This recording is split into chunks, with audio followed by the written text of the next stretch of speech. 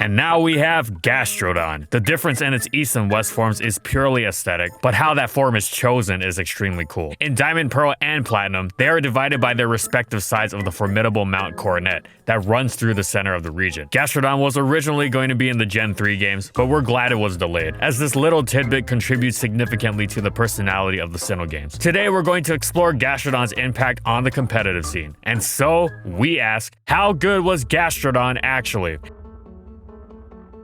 And in this video, we'll be going over these competitive formats.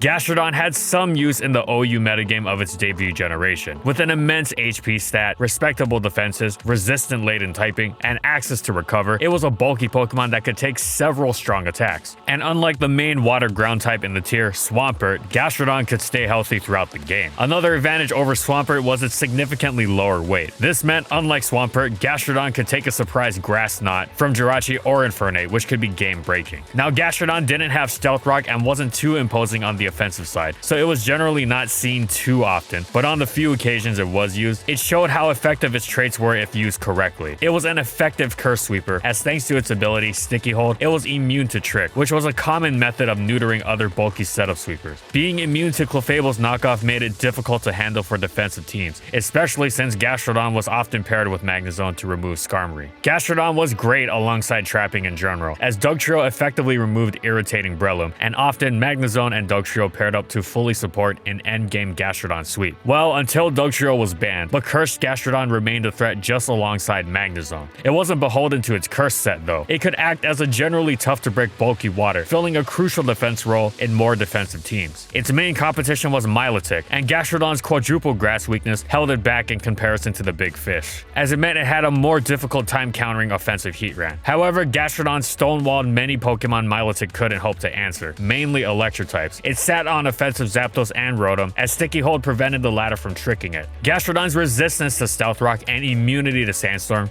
meaning that it gained passive recovery in Sandstorm, was a notable advantage, as it made it difficult to wear down. Even if it was double switched on with Stealth Rock up in Sand, it wouldn't have lost any health at all, whereas Milotic would lose 12.5% that it wouldn't get back without using a turn on recover. Finally, its rock resistance made it a great counter to Dragon Dance Tyranitar, and meant it could stave off Choice Band Stone Edges as well. Gastrodon was niche and not seen too often, but nobody would dispute its viability in OU. It was solid and saw some significant tournament success. Of course, it wasn't a true OU Pokemon. However, weirdly enough, it wasn't as good in UU as it was in OU. Without Sandstorm and strong electric and rock moves flying around, Milotic was generally a superior choice, especially since it could shrug off Moltres' HP grasses. Gastrodon wasn't a bad Pokemon at all, just generally outdone and hard to fit on teams that wouldn't be better off with another Pokemon. As such, it dropped to NU, and it had trouble fitting in there as well. Again, it wasn't bad, just tough to fit. It still had competition with another water type, this time Slowking, who once again was generally preferred for its ability to handle HP grass from a prominent tier fire type. The fire type being Charizard this time around, as well as Slowking's ice and psychic resist that let it answer Jinx. Gastrodon also struggled to counter the tier's Electrics, Manectric, and Magneton, because they had no reason to run any hidden power other than grass, and its lightweight wouldn't save it against Raichu's Grass Knot after a nasty plot either. Gastrodon wasn't really a reliable counter to much. It was generally fairly annoying to kill, but not particularly. Not least because it couldn't muster much offense in return, and because grass moves were absolutely everywhere.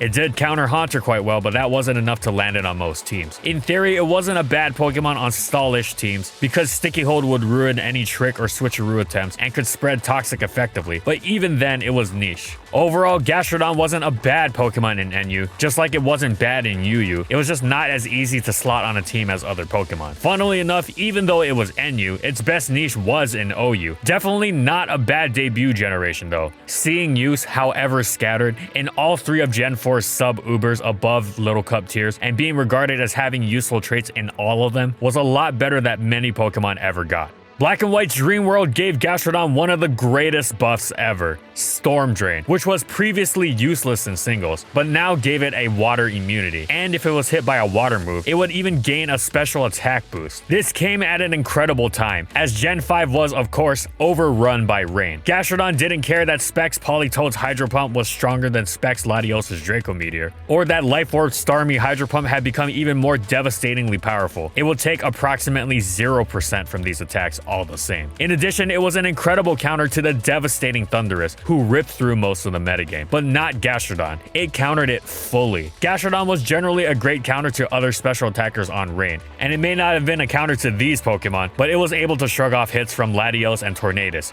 crippling them with Toxic. Gastrodon wasn't just a counter to Rain though. Against Sand, it completely sat on the irritating Rotom Wash, being immune to both Volt Switch and Hydro Pump, and plenty of Sand used Thunderous as well. Gastrodon made up the excellent anti-weather sweeper of itself, Skarmory, and specially defensive Heatran. They had tremendous defensive synergy together, countering huge swaths of the metagame's most dangerous threats and allowing defensive teams to keep up. Sand teams loved the core, allowing them to combat Rain easily, and the three were so solid that they even featured on several weatherless defensive teams, being used as an example of how one didn't necessarily need to use weather to win. The trio spread passive damage with ease, as Gastrodon made the most out of another Gen 5 gift, Scald. Gastrodon continued its excellence even after Thunderous's ban, as being able to so completely self Rotom was invaluable, and it saw some use on Rain Stall as well, although its home was an anti-rain anchor on Sand. Some players experimented with Gastrodon's offensive capabilities too. If it had special attack investment and received the Storm Drain boost from one of the many water moves flying around, it hit quite hard, leading some players to make use of Choice Specs and Life Orb sets on Rain, and Deoxys Defense hyper-offensive teams. Even Ferrothorn didn't want to switch into its Earth power. Then Black and White 2 came around, and so did new rain threats. In Black and White 1, Gastrodon used special defense, but now with the addition of Keldeo, it had to use physical defense, so it wasn't destroyed by Secret Sword. With physical defense, it was a solid check to Keldeo, albeit not a perfect counter, but given how generally difficult Keldeo was to deal with, it was one of the best answers available, especially since it wasn't at all vulnerable to Tyranitar's pursuit and couldn't be overwhelmed by the sheer power of Specs Hydro and Rain. Gastrodon's new physical defense investment was nice in other ways too. It wasn't a hard counter or anything, but it was able to take hits from monsters like Terrakion, Garchomp, Landorus T, and Mamoswine, easing the burden on its teammates against three tough-to-answer threats. Gastrodon's lack of special defense meant it was no longer able to shrug off Latios' Draco Meteor or Hurricane from Tornadus, both Therian and regular, but it also was still naturally tanky enough to handle other relevant threats. Thunderous Therian could just about never afford to run Nasty Plot and Focus Blast on the same set, and without both, it had no hope of breaking through Gastrodon, while Alakazam struggled to beat it as well. Gastrodon's usage fluctuated throughout Black and White 2, as it competed with other bulky waters like Jellicent and the Slow Twins, but it was always there, ready to stop a Rotom Wash in its tracks or give a Rain team a hard time. Gastrodon was an incredibly important piece of Gen 5 OU. And we're not done with Gastrodon in Gen 5 singles just yet though, because it was also amazing in Ubers. Remember how it was now immune to water? Well, turns out that applied even to King Kyogre, and Gastrodon established itself as one of the more reliable Kyogre counters in the tier, taking a whopping 0% from even a fully powered Choice Specs Water Spout. It was also immune to Thunder and not particularly afraid of Ice Beam, making it one of the best responses to the single scariest Pokemon in the game. It didn't just answer Kyogre though, it was also a great answer to many variants of Palkia and Calm Mind Arceus, shutting the latter's boost down with Clear Smog. It was possibly the hardest counter to Electric Arceus in the game, as it was immune to its judgments and wasn't at all afraid of its ice beams. Gastrodon also prevented Zekrom from throwing out Bolt Strikes and Volt Switches, completely sat on support Dialga, and even thwarted Kabutops. It was a great Pokemon on bulky Sun, Rain, and Sand, pairing incredibly well with Ferrothorn and its spikes. Now Gastrodon became less common in Black and White 2 Ubers as the Lati twins regained Soul Dew, and thus the demand for a Kyogre counters was lower, plus it wasn't quite bulky enough to handle Kyurem White. However, it was still the little slug that countered the big Kyogre and retained a small niche, as being able to handle Kabutops was invaluable. As a whole, Gen 5 was thoroughly amazing for Gastrodon. Gastrodon's best qualities transfer with varying success to the VGC metagame, despite access to an excellent spread move in Muddy Water, as well as good coverage in Ice Beam and Earth Power. Gastrodon's relatively low damage output and reliance on leftovers and Toxic for pressure are hindrances in the faster-paced doubles format, where it can sometimes struggle to make a huge impact. Recover meant it could be a long-lived nuisance, but that didn't always translate to game-winning scenarios if Gastrodon wasn't actually doing damage. It's no mystery what keeps Gastrodon usable though: Storm Storm Drain. Already a strong ability in singles, it's absolutely incredible in doubles, and makes Gastrodon's partnerships with water-weak Pokemon potent enough that it's worth using. Gastrodon settled into this niche nicely in VGC 2012, the first year it was available after Storm Drain was buffed to increase special attack. Gastrodon's combination of Storm Drain and its low speed meant it was commonly seen as a glue for teams, as it befits its sticky nature. Storm Drain, aside from helping out fire types like Heatran and Volcarona, meant Gastrodon was a worthwhile bring against rain teams, and its low speed made it an adequate Trick Room answer as well. Its ground typing also came in handy for handling big threats such as Metagross and opposing Heatran. However, even those roles came with their drawbacks. Sure, Gastrodon was good against some Rainmons, but what about Ludicolo? Sure, it could use its speed and Trick Room well, but to do what exactly? High-level opinion on Gastrodon was split. While some touted its versatility, others were convinced that it was absolutely garbage due to the lack of offense it brought to the field, without Storm Drain boost. A glue Pokemon Gastrodon may have been, but to some, why stick things together with glue when you could find a sturdier solution? Nevertheless, Gastrodon players were able to amass enough good results in 2012 to show that the slug had at least some places it could call home. Randy R. Inanimate Qua was able to win the British Columbia Regionals with a rain-boosted Gastrodon team that combined the slug's comfort in wet conditions with its ability to redirect water moves away from teammates like Metagross and Volcarona. R. Inanimate opted for an offensive Gastrodon with boosts from Ludicolo and Politoed, ensuring it was a threatening presence, especially to opposing Trick Room teams that could throw off R. Inanimate's rain-based speed control. While defensive Gastrodon would rarely opt for a Citrus Berry, R. Inanimate stuck to the norm of Rindleberry to remove Gastrodon's most glaring weakness. He would go on to take top 8 at the Canadian Nationals with the same team. Moving forward, Simon Emanuel was able to make top 16 at the US Nationals with a Gastrodon team, and Huey Ha tore through the World's Last Chance qualifier to place top 10 at Worlds with a team that showcased Gastrodon in a different weather. Huey didn't use the Blizzard Gastrodon that sometimes showed up in cold conditions, instead opting for a defensive spread with Citrus Berry and Recover that let the slug stay around. You may think that's not a lot of offensive presence, but Huey more than made up for it with a signature unique pick in Choice Specs Gyarados, which could boost Gastrodon with its Surf and keep Gastrodon alive even longer with Intimidate. However, Huey wasn't even the highest placing Gastrodon player at Worlds. That honor went to Joe Pokulski, who finished 4th overall. Joe's team made it clear that Gastrodon has evolved to persist through virtually any type of climate. His defensive Gastrodon was in service of supporting a sand team, namely directing water type moves away from Excadrill so the mold could sweep. Of course, Gastrodon's ground typing is an added bonus here, letting it ignore the chip damage of Sandstorm.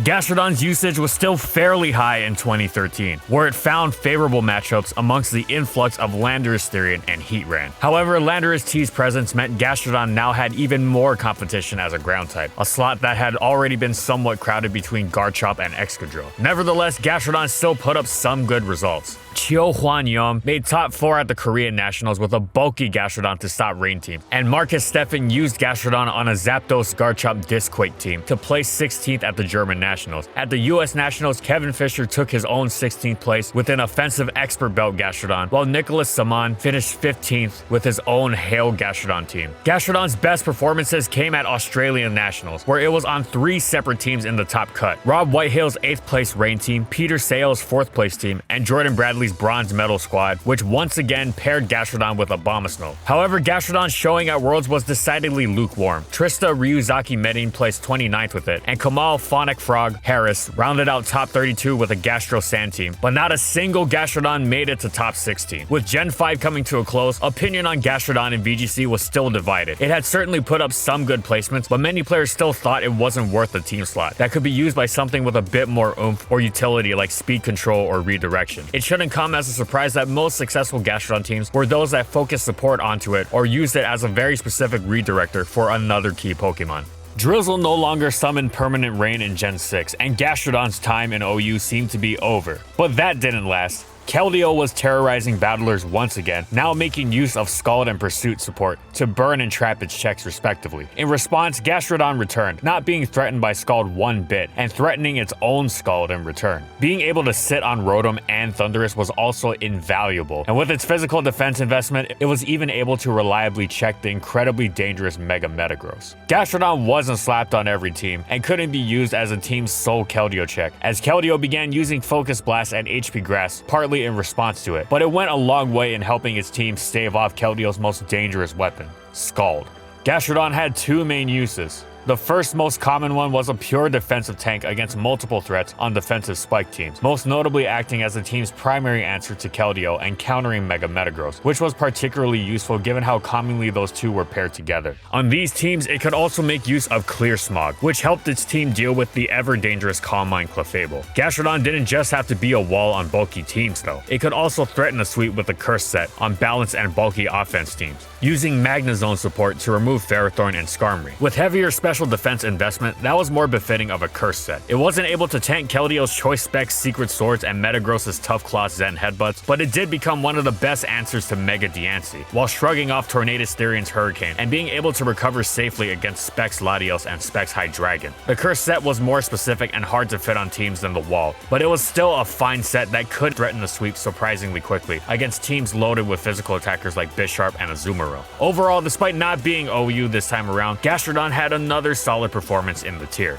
Now, though Gastrodon was still putting up strong showings in OU, it had also returned to its old home of NU, and it was quite good there, cementing its place as one of Pokemon's foremost tiering anomalies. It countered several top-tier metagame threats. It completely ruined the immensely dangerous Barbaracle and Kabutops, and thanks to its physically defensive spread, it was also a perfect counter to Aggron and Swords Dance Charizard. It was generally difficult to break through for most Pokemon that weren't grass, and it wasn't just limited to Pokemon it hardwalled like Floatzel, as it could plant itself in front of an opposing offensive team with lots of physical attackers and could be difficult to force out even with strong Pokemon like Rhydon, Tauros, and Kangaskhan. Being able to so reliably handle so much of the metagame was invaluable, and Gastrodon was a top-tier Pokemon as a result. All it required was support against annoying grass types like Lilligant, which wasn't tough to come by considering how good Garbodor, Xatu, and Charizard were. All in all, Gen 6 was another great one for Gastrodon. Also, we have to give a small mention to Gastrodon's niche in Ubers. In XY, players were desperate for Specs Kyogre answers, and Gastrodon could help fill that role. In a pinch, it could even Clear Smog away Geomancy Xerneas' boost. Now, this role disappeared in Oras with the immense power creep of Primals and Mega Salamence, as well as the Laddies once again regaining their Soul Dew. However, for a brief time, Gastrodon was once again the little slug that could.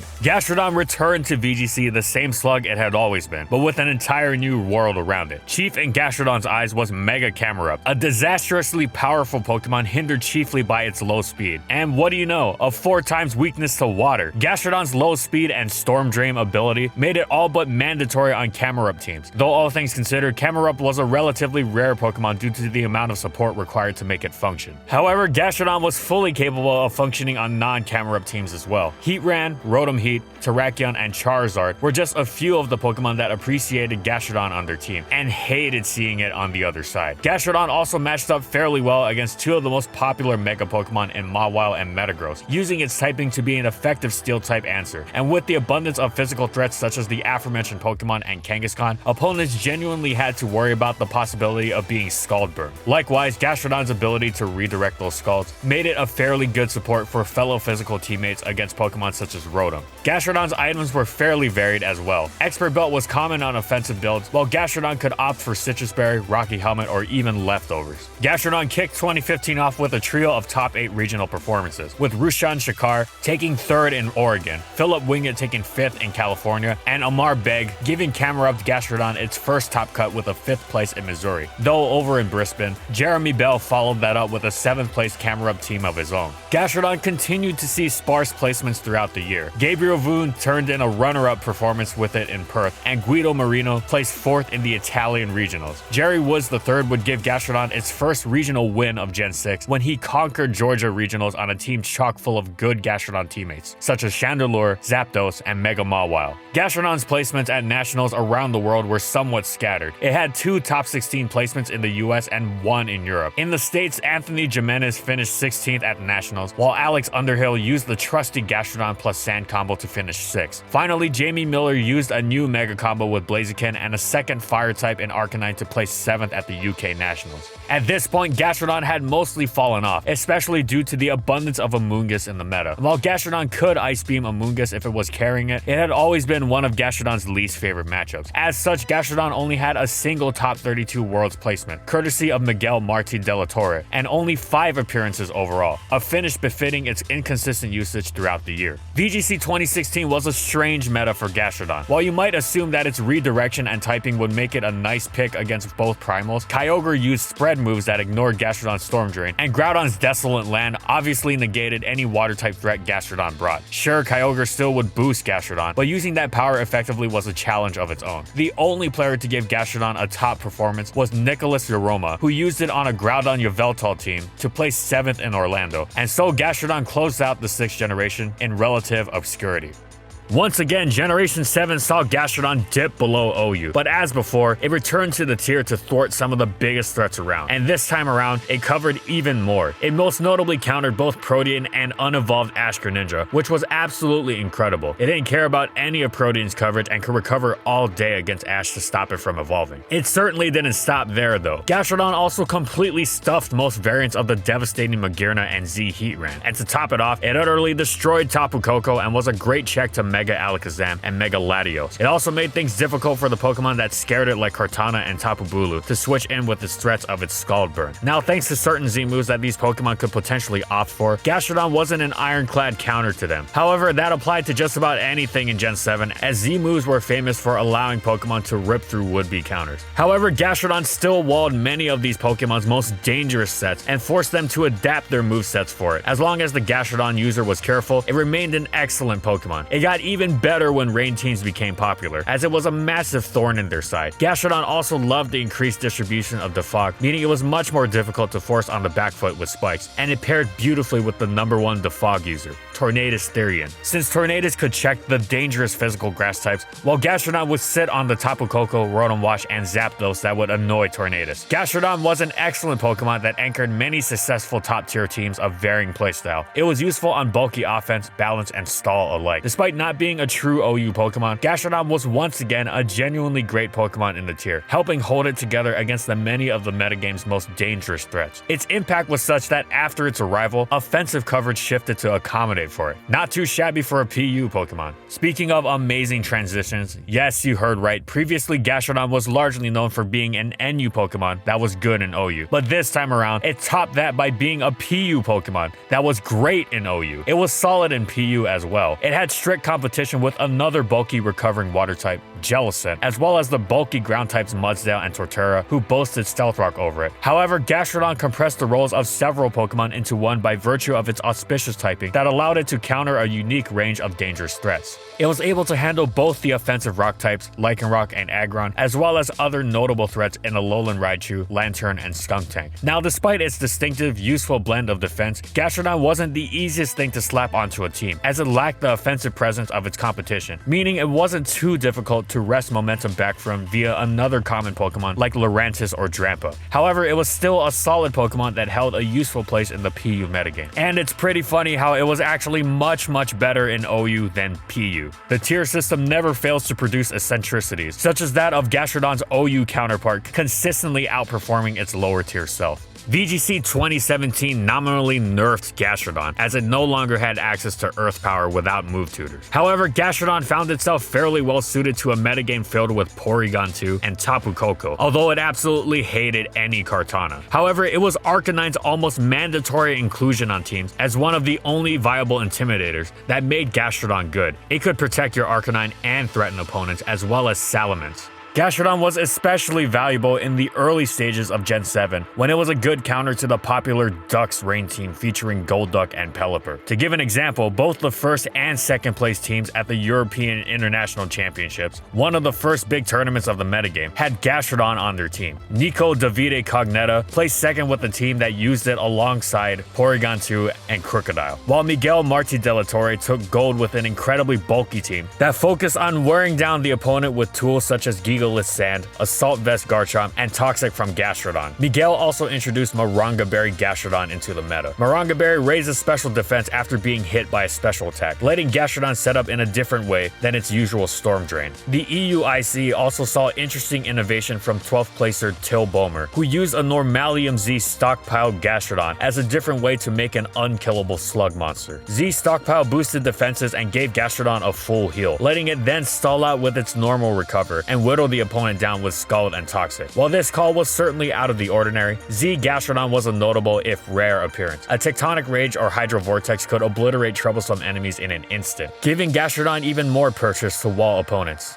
Following internationals, Gastrodon showed up at tournaments quite frequently. Ashin Meta, Gustavo Garcia, and Gary Nguyen all placed top 8 at the San Jose Regionals with the Moronga Berry Gastrodon, with Gary also opting for a rare Fisher Tech to give Gastrodon another way to make an impact. Gastrodon would continue to put up good performances throughout the year. In the United States, Ian McLaughlin placed 3rd in Athens, Georgia, Kyle Hudson placed 2nd in Salt Lake City, and Demetrios Kagouras placed 8th in Seattle. These placements also revealed other tech moves in the form of Gastrodon's Poison move pool. Sludge Bomb could threaten the top boost well, even serving as a way to deal with Coco in the absence of Earth Power. On the other end of the scale, Clear Smog was just one more good support move for Gastrodon to utilize to shut down opposing sweepers attempting to boost through its defenses. Demetrios used Curse alongside Z Fisher, just one more way for Gastrodon to circumvent its mediocre stats and become a bona fide win condition. Gastrodon also saw respectable usage throughout other regions, with a smattering of other top 8 placements at regional level tournaments. In Europe, Alexander Fijalkowski and Andrea Di Francesco took 4th and 7th at DreamHack. Andrea Ciccone placed 8th at Sheffield, Nicole Said 2nd at the Danish Open, and Eric Rios won the Treviso Special event. Rios then followed that up by taking the same team to 3rd at the Milan Grand Open, and Gastrodon also saw 2 more European silver medals, one in Birmingham with Lucas Muller, and one in Madrid with Jose Alberto Ruiz. Gastrodon also found a home in Latin America,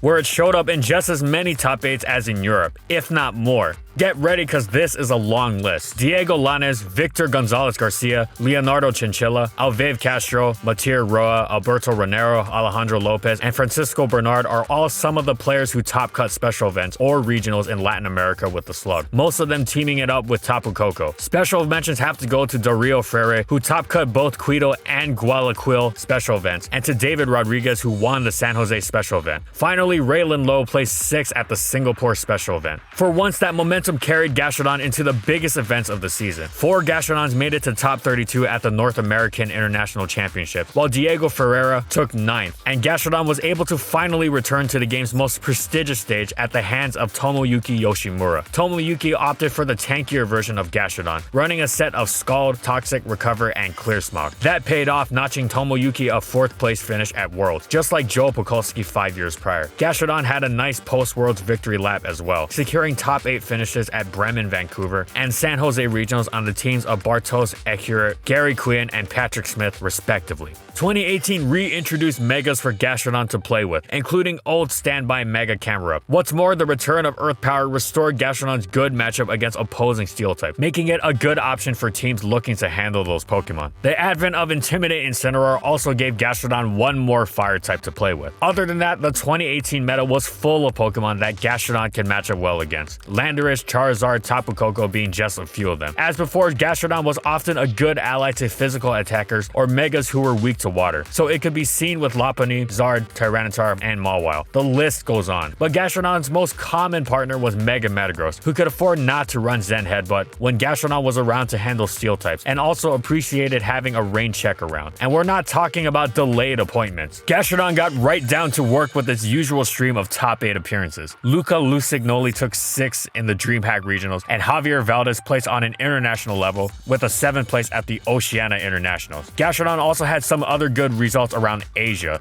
Kongzhu Chang gave Gastrodon a 7th place performance at the Hong Kong Regionals, Zhuo Yuofang gave it 4th in Taiwan, Z Kui Lao took 5th in Hong Kong, and JS Deo finished 6th in Malaysia, as well as 2nd in the Singapore Regionals. On the national level, Subin Yoon was able to give Gastrodon a top 16 finish at the Korean Nationals. Gastrodon also fared well in Europe, as Richard Hodge which gave it a 5th place at DreamHack France, and Michele Gavelli brought Gastrodon another title by winning Sheffield Regionals. In North America, Benjamin Hartman finished 6th at the Charlotte Regionals, Alex Collins took 5th in Toronto, Chup across the 4th place 6th in Roanoke, and Jake Powell gave Gastrodon another Internationals top 16 appearance in the NAIC. But there was nowhere that Gastrodon thrived more than in Latin America, just like the year before. Gastrodon was everywhere in Latin America. The Colombian special event had 2 top 8 Gastrodon performances between Manuel Juarez and Nicolas Chavez, and Franco Sportelli placing 4th in the Argentina special event. Paul Ruiz also put together 2 silver medal finishes between the Cancun and Santiago regionals, and experienced Gastrodon user Diego Ferreira placed 4th in the Chile special event. Finally, Dorian Andrew Quinones, Vallejos, and Diego dos Santos cemented Gastrodon's status as a top Latin American presence by winning the Peru and Uruguay special events respectively. It's only fitting then that Gastrodon would come to Worlds as a critical part of Latin America's first ever World Championships. Those 2 second place finishes were good accomplishments for Paul Ruiz on their own, but they were also critical testing grounds for the team he would end up winning the World Championships with. Paul's Gastrodon was specifically built not to be a generic wall, but to actually be an offensive threat while still taking hits. Gastrodon could one-hit KO Bulkless Coco, Naga Nadell, and oftentimes Naiho Eagle as well. Ice Beam also let it handle Lander's T-sets with little bulk, and at that point Paul didn't even have a need for Scald. In order to avoid a weakness to knockoff spam, Paul also tricked out Gastrodon with a Ground DMZ crystal to eliminate Mega Metagross, Naiho Eagle, Tyranitar, Xurkitree, Mega Blaziken, the list goes on. Paul highly valued the ability to get chipped through Protect as a way to gain momentum, and if his teammates used Protect, Gastrodon could easily top off with a free turn and recover. With an application of Gastrodon that was specifically tailored to use its strengths, Paul was able to make history for Latin America and for the Little Slug, who after years of being derided had a world championship under its belt. And to top it all off, Christopher Kahn placed 8th at the Melbourne Open with Gastrodon as well. A nice cherry on top to Gastrodon's best year yet.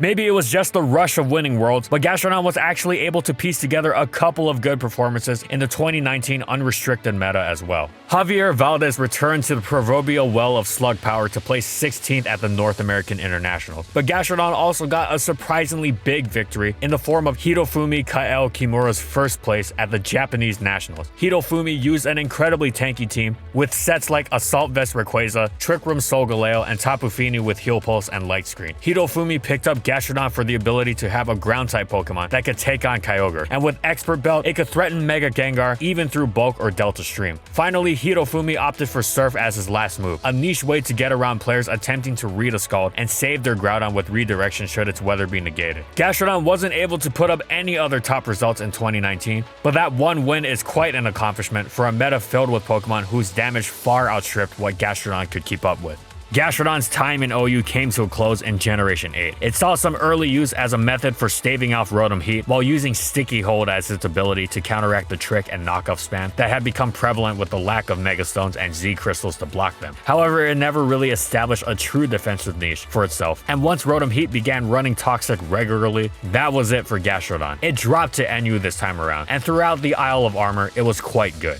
It did have strict competition with Jellicent, but once again, Gastrodon's typing set it apart, whereas Jellicent would crumple to Rapidash's Swords Dance boosted Wild Charge, as Gastrodon would wall Rapidash eternally. Whereas Jellicent was terrified of Rotom and Magneton, Gastrodon completely countered them both. Now Jellicent's move pool was more offensively threatening, whereas Gastrodon could struggle to really strike fear in the opponent, which is why Jellicent was one of the most common Pokemon, as it was easier to slot on a team. However, Gastrodon was no slouch in the usage department either. It saw plenty of success and was a thoroughly solid Pokemon in the Isle of Armor. Now the Crown Tundra is out, and as a result of the increased amount of Pokemon, the NU metagame is in relative disarray. However, Gastrodon has remained a useful Pokemon, standing in the way of threats as it always has. Whether it drops to PU or remains NU, it's almost certain that Gastrodon will continue to be a solid Pokemon. Finally, Gastrodon has frequently been a key player in the 2020 VGC season. Gastrodon is as good as ever at redirecting water moves for the like of Arcanine, Excadrill, Rhyperior, and Rotom Heat, and as always, its coverage was still useful. It could pressure all members of the popular Togekiss, Excadrill, Dragapult Core, as well as Arcanine, Incineroar, Duraludon, Rhyperior, the list goes on. But Gastrodon's real utility comes from the way it interacts with Dynamax. Clear Smog is a way to prevent the stat snowballing that can come with repeated max moves, but the real coup is Yawn. Yawn, a way to continually pressure opponents' max Pokemon or their support. Unlike other Yawn users, Gastrodon is also immune to max lightning, meaning opponents have to target its partner if they want to use that method of getting out of sleep. If Gastrodon got boost itself, it could sometimes be a win con by itself due to recover stalling the endgame. As such, Gastrodon has seen high level play from the start of the format, usually with some mix of its covers moves like Recover, Protect, Yawn, and the occasional Clear Smog. Items were most commonly a Citrus Berry or Rindleberry to maximize longevity. In Bohum, it had 3 separate top 8 appearances between Florian von Hogendonk, Eduardo Cona, and bronze medalist Francois Xavier Laganeste. Justin Krubab placed 6th at the Dallas Regionals, and Simon Consi managed to win the Perth Regionals. But perhaps the biggest show of Gastrodon's strength was the Oceania Internationals, where Gastrodon had a whopping 7 appearances in the top 16 between Diego Ferreira, Kevin Nim, Yusuke Ikeda, Yuki Zananovic, Zachary Kelly, and 8th placer Eric Rios, and repeat Gastrodon user and runner-up Eduardo Cuna. Of course, the end of in-person events changes things a lot, but the bigger change for Gastrodon was the release of Grassy Terrain Rillaboom, who virtually invalidates Gastrodon. Now maybe it'll see some play with Series 6's bans, but its results have already been impressive enough. All said, Gastrodon has a checkered history in VGC. It has now escaped its reputation as a bad Pokemon that had undeserved usage, but it's also understandable why it garnered that title in the first place. Gastrodon may be an okay answer to Rain, and an okay answer to Trick Room, and a nice redirector for Water-type mons, but it falters when used as a Gloomon. Proponents of Gastrodon's viability are those who make sure its strengths fit their team, as opposed to using it just to plug holes. With some impressive victories under its belt, it's clear its unique traits can bring plenty of value to the table.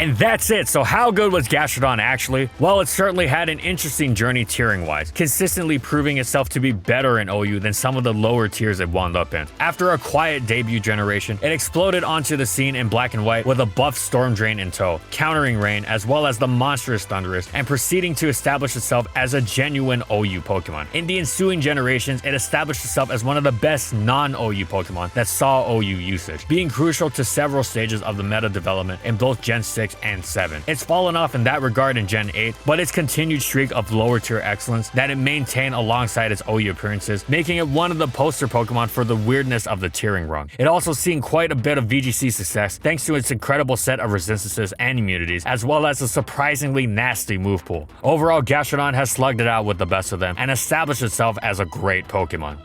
Thanks for watching, everyone, and as always, if you liked the video and you want to see more, be sure to subscribe to False Swipe Gaming for more weekly Pokemon content. And in the comments, I want to know, what do you think about competitive Gastrodon? How would you buff it to make it see more OU usage? Whatever it is, let me know in the comments. Also, thank you so much to our patrons for continued support of our videos, and thank you to everyone else watching as well.